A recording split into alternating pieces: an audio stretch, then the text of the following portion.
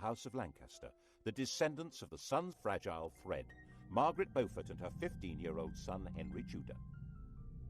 Not that they had any claim to the crown. Of course, the Lancaster dynasty had begun by simply usurping the throne, but on top of that, Margaret's grandfather was illegitimate. A law had been passed to make him legitimate, but it also barred him and his descendants from the succession. And that would probably have been that, if it hadn't have been for Edward's little secret, which didn't emerge until Edward himself was dead. He was only 41 when he fell ill and died. His son, the Prince of Wales, also called Edward, was just 12 years old. Everyone refers to this young man as Edward V, but he was never crowned.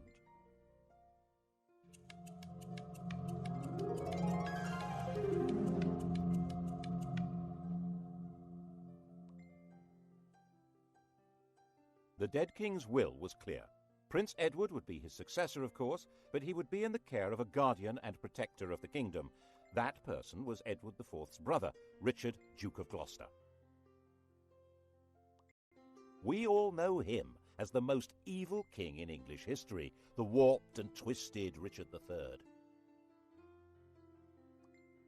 Richard had been in effect King Edward's vice-regent in the north, based in the city of York, and no one at that time said anything bad about him at all. But the Queen thought there was someone even better to run her son's kingdom. Her. King Edward IV had died at Westminster.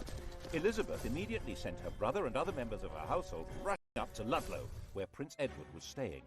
The idea was to hustle him to London and install him before Richard even knew what was going on. Then she and her family, the Rivers, would have control of everything. Richard, of course, did find out what was going on and said he would meet up with the party as they brought the prince through Northampton. Okay? Okay. Except that when he got to Northampton, he found that the Rivers didn't have the prince with them. Alarmed, Richard took them prisoner and found their baggage stuffed with arms and armour. There was plainly an attempt being made at a coup. Richard nipped it in the bud.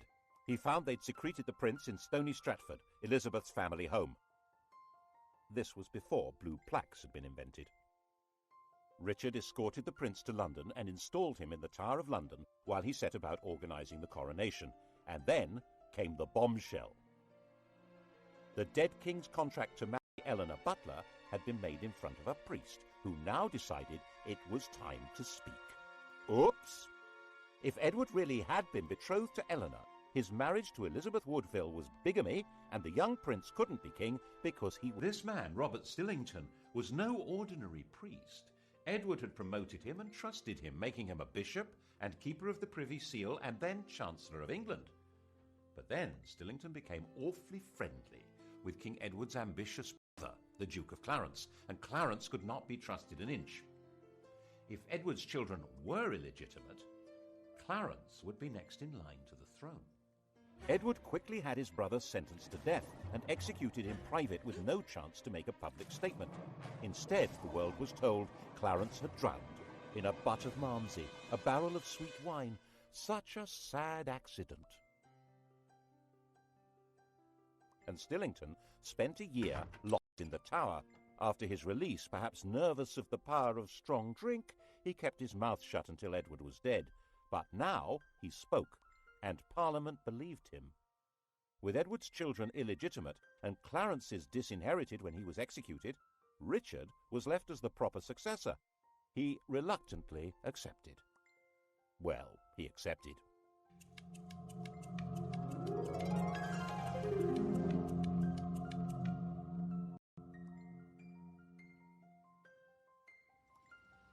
And the Tower of London changed from the Prince of Wales's palace into his prison. He shared it with his brother. Neither was ever seen again. Did Richard have them killed? No one knows, but later the evidence was going to be shaped as far as possible to make him guilty. He's been said to have personally killed Henry VI and Henry's son, whose widow he married, and done the dirty deed with Clarence and the Malmsey, quite apart from the murder of the princes in the Tower. The picture of Richard that's come down to us, the hunchbacked, sinister and ruthless tyrant, is a caricature painted after he'd been deposed and immortalized by the Tudors' greatest propagandist, William Shakespeare.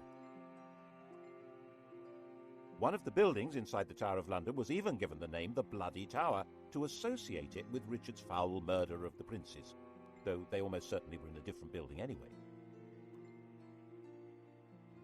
He'd certainly been a popular figure in the north of England, where his brother had charged him with healing the divisions of the Wars of the Roses, but it only took 4 months for a rebellion to emerge against him. The rival candidate was, of course, the boy across the water, now not such a boy, Henry Tudor. The House of York was now as extinct as the House of Lancaster.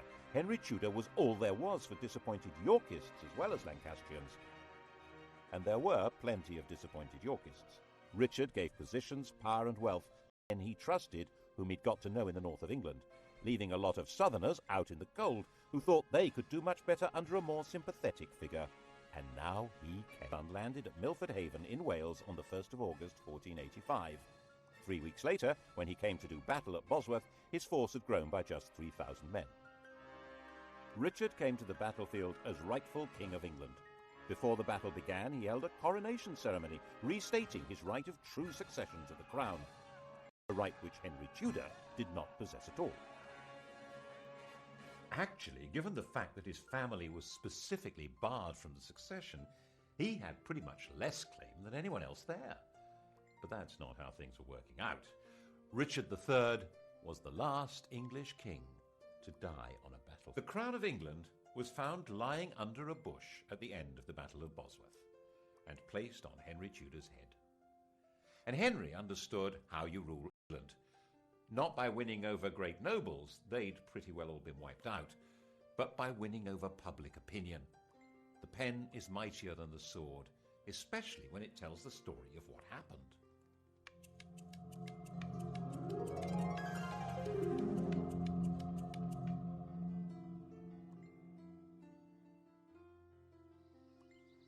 Firstly, he must not be accused of killing a king, so Richard III was not king on the day of the Battle of Bosworth. Henry Tudor dated his reign from the day before the battle. It was Richard who'd been fighting against a king, not Henry. Henry was king. It was Richard who was the traitor. Got that? Secondly, he must deal with the question of his legitimacy as a ruler, so he married Edward IV's daughter. She was the legitimate line of descent from William the Conqueror, a true Plantagenet. Their son, when they had one, would be the legitimate heir by every possible standard. Well, so long as Edward IV's daughter was legitimate, so that had to be dealt with. All documents relating to the business of Edward's marriage to Elizabeth Woodville being invalid were destroyed. All documents relating to the illegitimacy of their children were destroyed, including the Act of Parliament that had spelt out why Richard should be king. These orders were carried out so efficiently that only one copy of the Act has ever been found. That's how we know about it. Other evidence may have existed, destroyed even more efficiently. And if the children were not illegitimate, then of course Prince Edward had been the true King of England, and Richard was a regicide. What a villain! Assuming, of course, that Richard had been responsible for the boy's death. Well, he couldn't be alive, because if he were, he, and not Henry Tudor, would be the rightful king. There are some nasty people who suspect that if the princes in the Tower were still alive before the Battle of Bosworth, Henry would have disappeared them. Richard III became the Saddam Hussein of Tudor propaganda. Of course, the consolidation of power was not only a matter of creating favourable propaganda, it also involved getting rid of a few people. Clarence, for example, the Malmsey drowner, had a young son, the Earl of Warwick, a nephew of both Edward IV and Richard III. He had been barred from the succession, but so had the man now on the throne, so there was no security in that. He went straight into prison in the Tower of London. But then a priest in Ireland suddenly produced a 10-year-old boy who he said was the rescued Earl. The boy looked right, spoke right, had all the right manners. He was solemnly crowned in Dublin Cathedral as Edward VI, and a force of Irish supporters backed by Flemish troops then landed in the north of England. They were supported by the Earl of Lincoln, John de la Pole, who was also a nephew of Edward IV and Richard III. He was their sister's son. In fact, Richard III, who had no children, had designated John as heir to the throne. John knew perfectly well that the child was an impostor, called Lambert Simnel. who had been carefully trained for the project. The rebels had obviously assumed that Henry had killed the Earl of Warwick, so wouldn't be able to prove that Simnel was an impostor. They were wrong. The prisoner, still alive, was put on public display, and the rebels were crushed. But never missing a trick, Henry forgave the child and gave him a job in the royal kitchen. He grew up to be a royal falconer. Another impostor appeared in 1492, this time claiming to be the younger of the princes in the Tower, Richard, Duke of York. His real name was Perkin Warbeck, and he stayed on the continent collecting support from anyone who fell out with Henry. Henry had persuaded Parliament to set up a special court to try members of the nobility who were a threat to the crown. A number of Warbeck's supporters suddenly found themselves arrested, tried for treason, and facing execution. This court was to become the notorious Court of the Star Chamber. Perkin was a constant irritant, first trying to invade from Ireland, then teaming up with the King of Scotland, and finally in 1497 he raised a rebellion in Cornwall, which Henry crushed, and promising leniency persuaded Perkin to surrender. Perkin was imprisoned in the Tower, which of course already housed Clarence's son, the Earl of Warwick. And of course it wasn't long before evidence appeared that the pair of them were plotting a joint escape, and that was the end of both of them. There was one other person with a claim to the throne, Henry Tudor's mother, Margaret. In fact, whatever claim he had, she must have a better one, but no woman had ever ruled England in her own right. And Henry needed a son to inherit the throne. Not just to the Plantagenets, but to patriotic English legends. But Arthur died in 1502, leaving his younger brother Henry as the Tudor heir. And in 1509, when the 52-year-old king died, Henry VIII succeeded to the throne.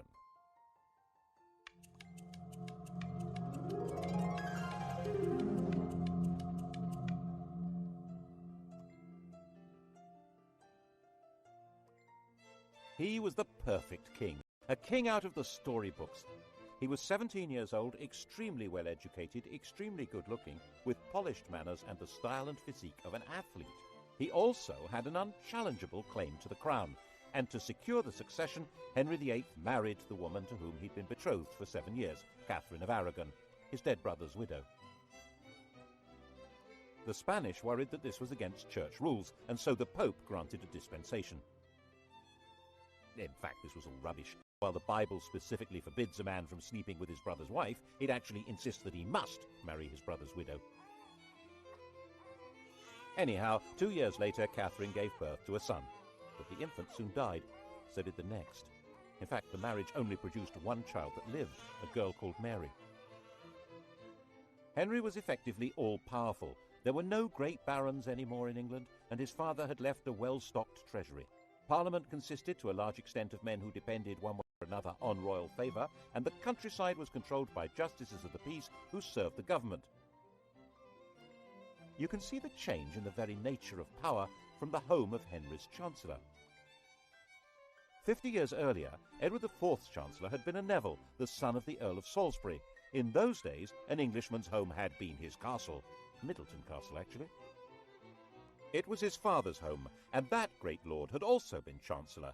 Independently powerful men, based in a mighty fortified palace. But under the Tudors, the great power of the Nevilles had been broken. Middleton Castle was in the hands of the king. When Henry VIII's Chancellor Wolsey built himself a home, it certainly wasn't a castle. It was this magnificent palace, Hampton Court. Glass windows instead of arrow slits and chimneys instead of crenellations. No one needed a fortified house under the protection of a great king, and it was all at Henry's pleasure. If Wolsey didn't deliver what the king wanted, he was entirely dispensable, and that, of course, is what happened.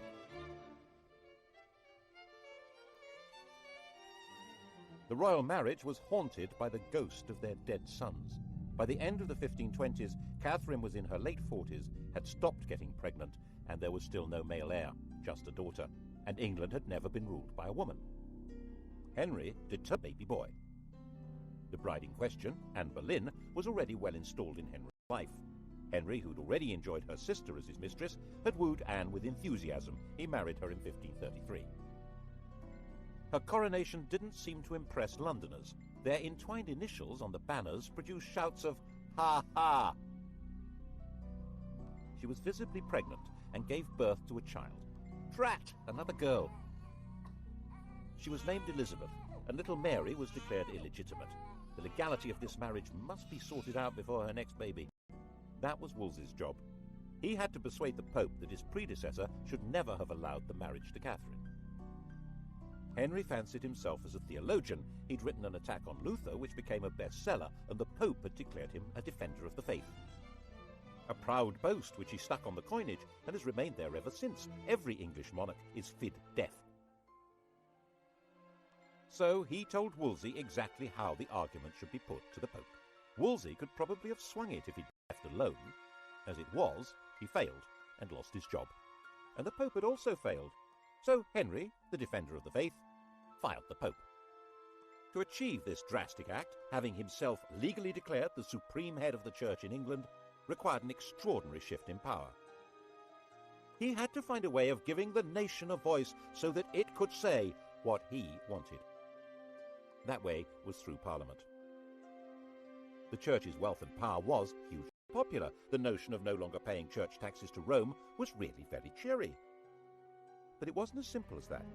Some people believed that the Pope really did represent divine authority.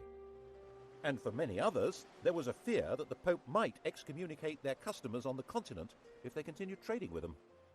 With the effective help of a new chief minister, Thomas Cromwell, and a new Archbishop of Canterbury, Thomas Cranmer, Parliament passed the necessary acts.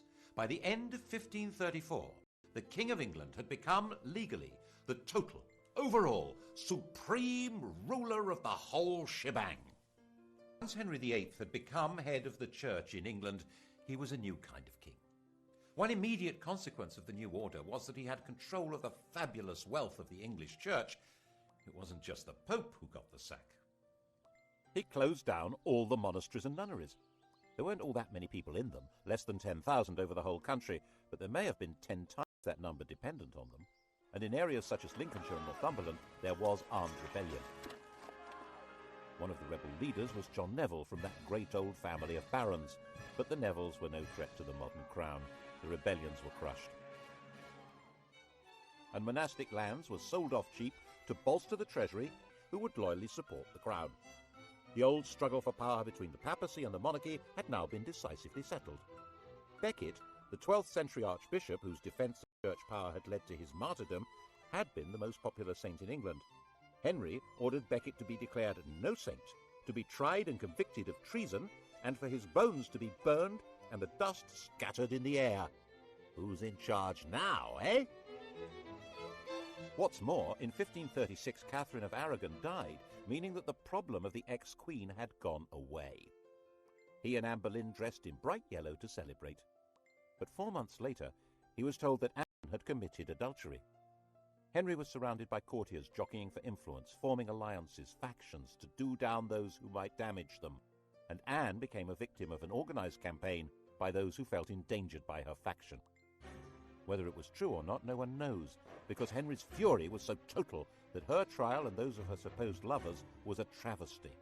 She might indeed get pregnant with a boy, but then its parentage would be in doubt, and she might not. She'd miscarried at least twice since Elizabeth's birth.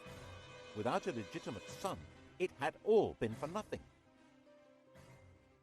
Anne was imprisoned in the royal lodgings in the Tower of London. Henry had extended them before their coronation, and now she was occupying them for the first time. Not as his wife, but as his prisoner. After 18 days, she was beheaded, and Henry married Jane Seymour.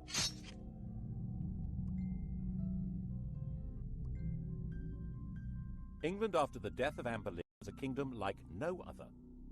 Henry ruled in England as head of the church as well as king, like some pagan priest-king.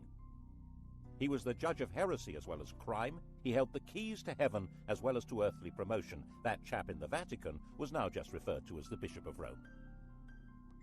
To even think the wrong thoughts in this kingdom could be treason. That was how the new Chancellor, Thomas More, found himself imprisoned in the bell tower of the Tower of London. Not for what he did, or even what he said, but for thinking that the king should not be head of the church. He was publicly executed on Tower Hill. Henry was terrifying, magnificent, generous, dangerous, and in most people's eyes the best king England had seen in a very long time. And Jane had a son, Edward. Sadly, she died in childbirth, but the throne was safe. His only problem was abroad, and by 1539 it did begin to look as though the Bishop of Rome might be lining up some muscle against him.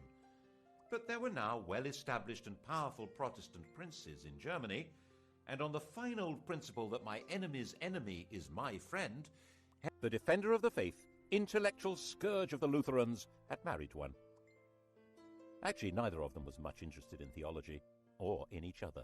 Henry, now fat, with an ulcerating leg and a vicious temper, thought his 23-year-old wife was plain silly and lacking in all the graces. He called her a Flanders mare, and they both quickly agreed the marriage was a terrible mistake. Fortunately, it was soon discovered that she had a pre-contract of marriage with someone else, and so there never had been a valid marriage to Henry. The only casualty was Thomas Cromwell, who'd set the whole thing up, and who now went to the block. Well, him and one of Anne's ladies-in-waiting, Catherine Howard. Her destruction began when Moores ended. She was a kind of well-connected Monica Lewinsky figure, a teenager with sex on her mind who wanted to seduce the most powerful man around. And he fell for her and married her. And when she carried on being sexy and had sex with other men, he flew into another tempestuous rage and had her beheaded. Her lovers' heads were mounted on London Bridge.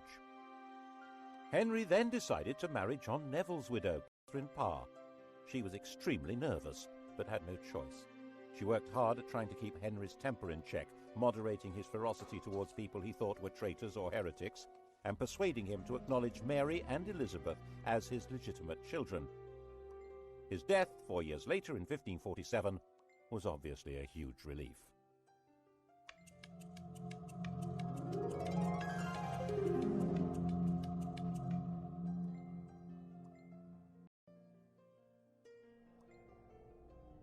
Henry had succeeded in leaving a son, but only just. Jane's son, Edward VI, 9 years old, was a sickly child. He was educated as a Renaissance prince, a humanist, and as a Protestant, far more so than his father.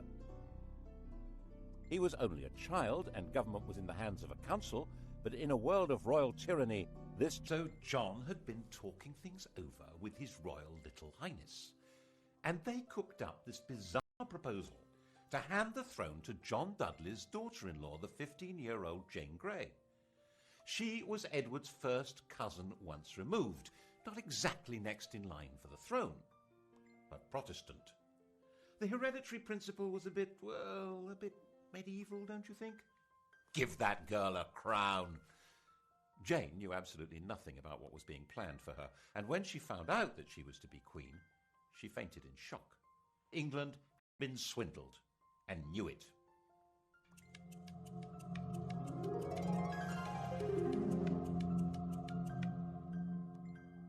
Jane came to London as queen, but was she? Everyone's eyes turned to Mary. Throughout all that had happened since Henry had disowned her, Mary had very publicly maintained her Catholic faith and the public celebration of the Mass. She'd become a symbol of resistance to tyranny, and whenever she appeared in public, she was mobbed and cheered. And now Mary announced that she was the proper heir to the throne, and she was going from her home in Framlington in Surrey to be crowned in London.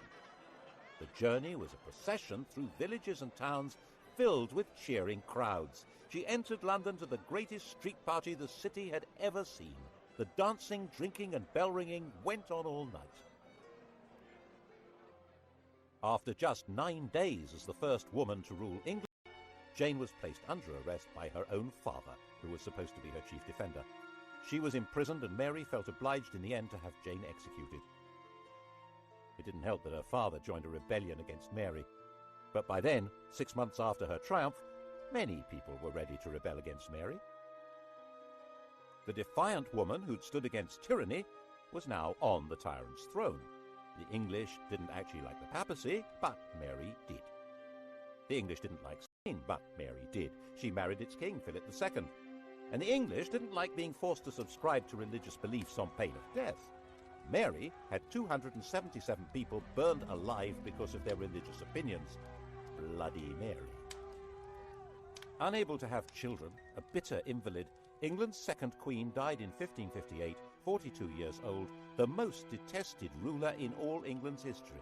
There were celebrations almost as fervent as had greeted her arrival 5 years before.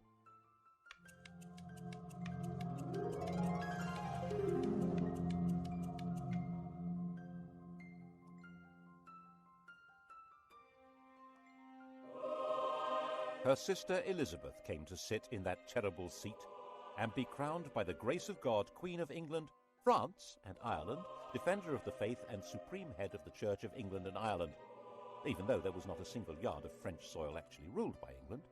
Calais, England's last little piece of France, had been lost just before Mary's death. England had become an island, and its queen would have to be an island too.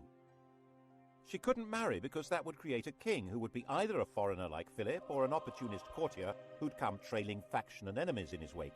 She would be both queen and king, the virgin queen ruling from a tyrant's throne over a people whose support was essential. Monarchy in England was a paradox, and Elizabeth's solution to the paradox was wholly bizarre. The Tudor monarchy had been shaped by the need that had not materialized, and now Elizabeth would choose to have no child at all. How would the crown survive? Elizabeth succeeded to the throne when she was 25 years old. By that age, women were generally married with children, but Elizabeth had never had any intention of doing that. Her father had killed her mother. His behavior towards his other wives had been equally dreadful. At 14, Elizabeth had announced that she would never marry. In fact, her survival through Mary's reign had depended on her being free of any association with anyone else. The slightest hint of her involvement with other people could have made her seem to be connected with plots against Mary and would have led to her execution. She stayed mute, giving no sign of a religious, political, or emotional attachment that might destroy her. By the time she came to the throne, the persecutions of her predecessors had left it a stark and lonely place. 9 bishoprics were vacant. There was only one duke left alive, and the treasury was empty. She had no close relatives left alive. The heir to the throne was her aunt's granddaughter, Mary, Queen of Scots, a Roman Catholic. No one knew whether Elizabeth was a Roman Catholic or a Protestant. The first test came over the oath of allegiance.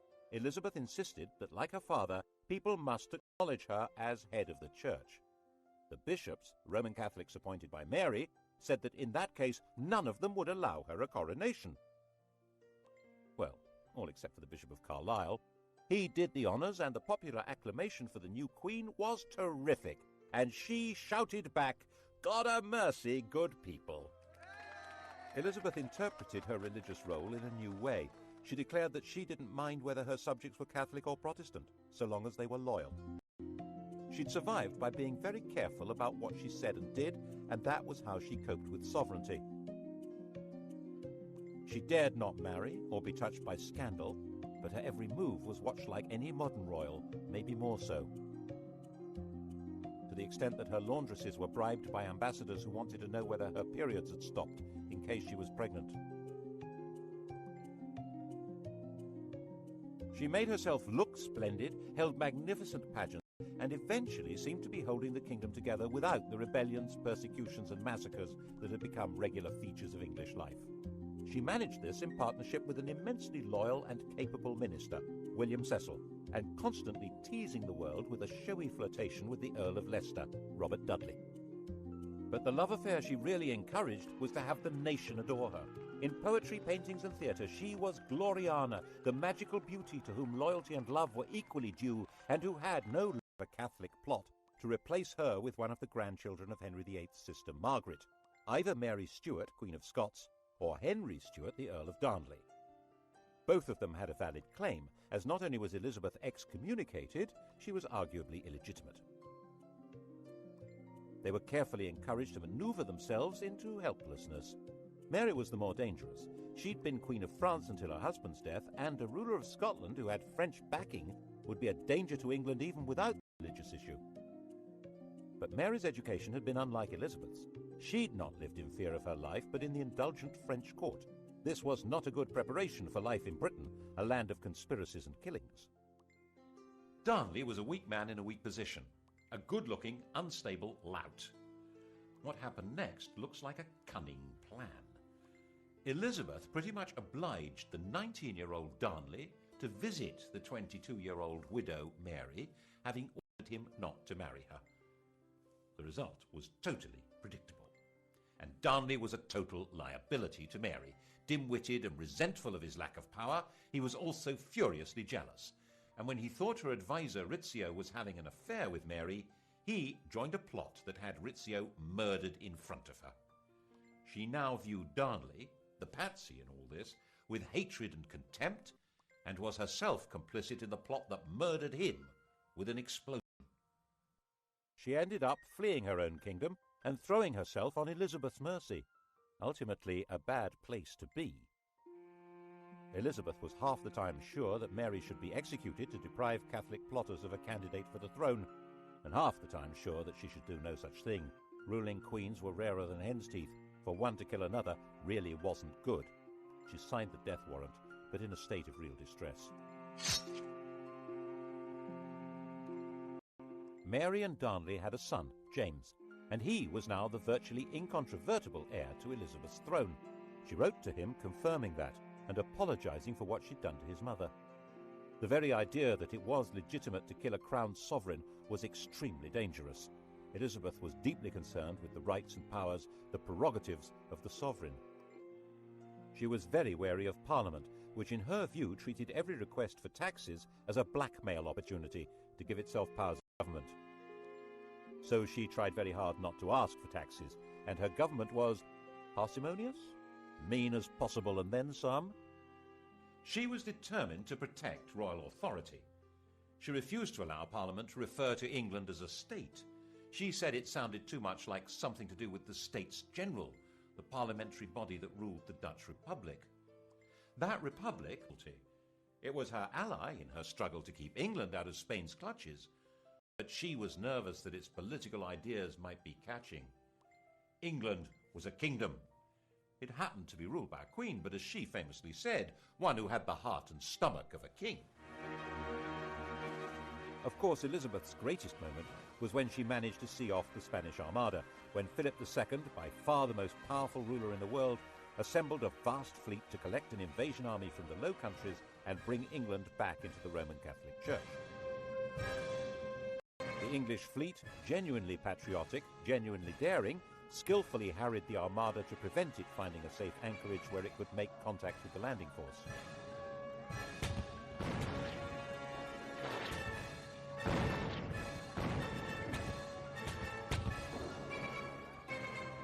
When the Spanish decided to sail home, they were hit by strong winds and heavy seas that were too much for many of these Mediterranean cargo vessels. So far as the English and the Dutch were concerned, God had blown them away. Philip himself saw it as a baffling defeat that meant God was not on his side. But Elizabeth was still not prepared to ask Parliament for the money to pay her victorious sailors' wages. They were not due to be paid until they came ashore, so their queen left them rotting at anchor. And when messengers came to court to plead for the starving men who'd saved England, they arrived in the middle of extravagant celebrations of the victory and were turned away. Elizabeth died, the grandest of all England's rulers, in 1603. Her successor was Mary's son, James Stuart, already ruler of Scotland.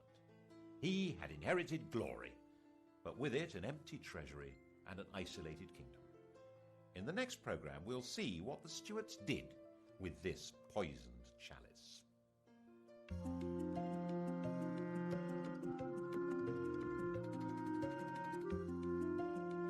On to the Stuart tonight at 10, and to test your knowledge of Henry VIII and his 6 wives, Sky Digital viewers press red. Coming up on UK TV history, decisive weapons at Agincourt and in the Falklands, the longbow and the Harrier jet.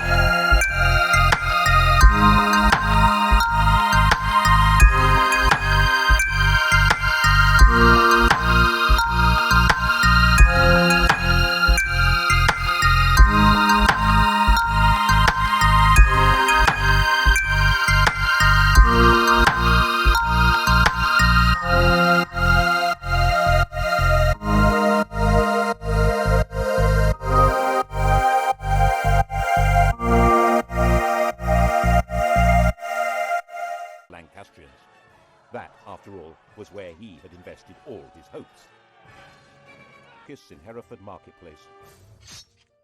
He was the last Tudor to lose his head.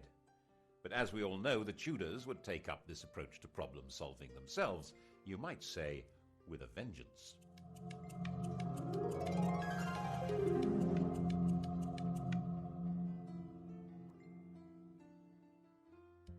Edward of York seized the throne, Edward IV, and Owen's 4-year-old grandson, Henry Tudor, began what would be decades of living on the run or as a refugee.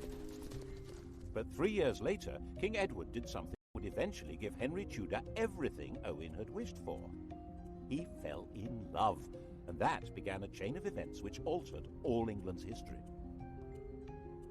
When Edward was about 20, he was waylaid by an attractive widow of about 25 who was trying to recover her late husband's property. Edward, 6'3" tall and really very good-looking, wanted to help, and he became besotted. It seems she persuaded him to secretly enter into a contract to marry her. Her name was Eleanor Butler.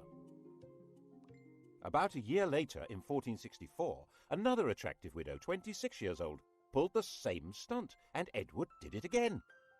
Unbelievable! This time the lady was called Elizabeth Woodville, and this time it wasn't just a contract to marry, it was a full marriage to a commoner. When Elizabeth Woodville was crowned in Westminster Abbey, the whole of Europe was scandalized. Marriage was all about alliances of power and property. Marrying a penniless woman for love was simply disgusting. The negotiators trying to arrange a proper royal marriage were humiliated. And when Edward heaped honours, wealth and titles on Elizabeth's relatives, the Rivers family, the nobility of England were outraged. They were, quite frankly, getting completely above themselves. If anyone had known about Edward's promise to marry Eleanor Butler, things would have been even worse. But she was quietly shut up in a convent and died in 1468. As it was, Edward lost so much support that in 1470 he was actually driven out of England, and Henry VI came back to the throne. A few months later, Edward came back into London and regained the crown, thanks to the strong support of London merchants to whom he owed money, and even more, it was said, of their wives and daughters, who really seemed to have found him romantically interesting. Which, face it, Henry VI certainly wasn't, unless you fancied an elderly saintly scholar who'd lost his mind. In the battles that followed, Henry's son, another Edward, was killed, and King Henry himself, captured, disappeared into a prison and was never seen again. The whole male line of